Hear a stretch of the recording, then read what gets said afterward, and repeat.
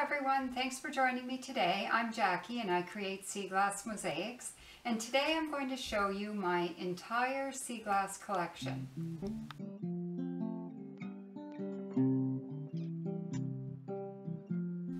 So a lot of times when people look at my sea glass mosaics, they ask me, how much sea glass do you have anyway?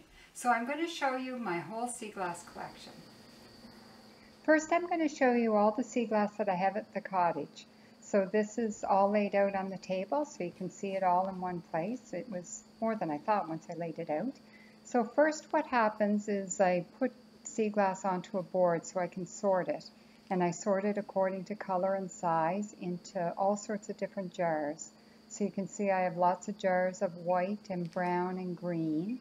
And I divide it according to small, medium, and large. So then it makes it easier to work with when I'm working on a mosaic. So you can see here I have some small brown laid out on a tray because the project that I'm currently working on is using small brown. And then if I need some more, I just grab one of my other brown jars and add it to that pile. You can see I have some jars that still need to be sorted. And then I have some jars of pottery and some jars of white milk glass, and I have some different pebbles, and I'll put some special pieces often in shells so I can look at them, sort of as display. And then a lot of my special pieces get displayed along the windowsill.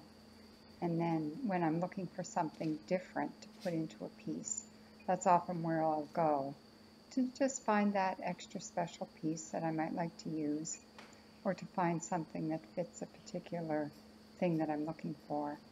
And there I have that square jar is a whole jar of petrified wood, which is really unique, quite like that. Then I have a dish of different pieces. Whenever something comes in that doesn't fit into a jar, it usually goes into a special pieces basket or jar, and then when I'm looking for something different, that's where I go. So you can see I have quite a bit of sea glass here, and there's lots of material to use for making my mosaics. So I had showed you my collection that I had at the cottage, which is where most of my sea glass comes from, and this is what I have at home. I bring a lot of my sea glass home because I work on my mosaics at my house. So as you can see here, I have the biggest part of my sea glass would be white, because I have quite a few jars of white. And then I have a number of jars of green here as well. And I noticed when I pulled all these jars out to show you today, I don't have very many jars of brown here. I have tons of brown at the cottage, so I'll have to bring some more home with me. And then I have a jar of milk glass. And I have a couple of jars of aqua. And then I also divide some of my collection into little dishes of stuff to make it easier to find things. So I have some driftwood and some bigger pieces. I have lots of white pebbles. I love white pebbles and I use them quite a bit in my work. And I have some other special pieces here. I have a bit of petrified wood. And then I have a lot of my shells organized too into different types of shells so that I can find what I'm looking for when I'm looking for it. And I have a number of different jars of pebbles and rocks that I like to use. So I just have it all divided up. This is my one jar of blue. I have another dish of blue over there. These are my larger blues. And here on the board, I have some that needs to be sorted, so I'll get that sorted into the jars. And I have quite a bit of pottery here as well. I have a jar of pottery, and another thing, I have quite a bit more pottery over at the cottage. And here I have a little jar of tiny blues. I actually bought this at the Sea Glass Festival from a girl that collects up in Cape Breton. And other than that, that's the only sea glass I have that I've actually purchased. The rest is all sea glass that I found at the beach, mostly at my beach in PEI, which is just in front of our cottage. And then over on the windowsill, I have a lot of small jars of special pieces. So I have some glue, and these would be smaller pieces of pottery and pottery that have some patterns on them.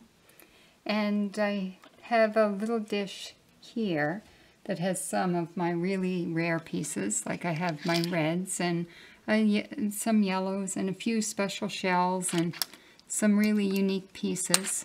I have a couple of marbles in here. I have a little boy blue. And then I have a dish of milk glass and a dish of colored milk glass.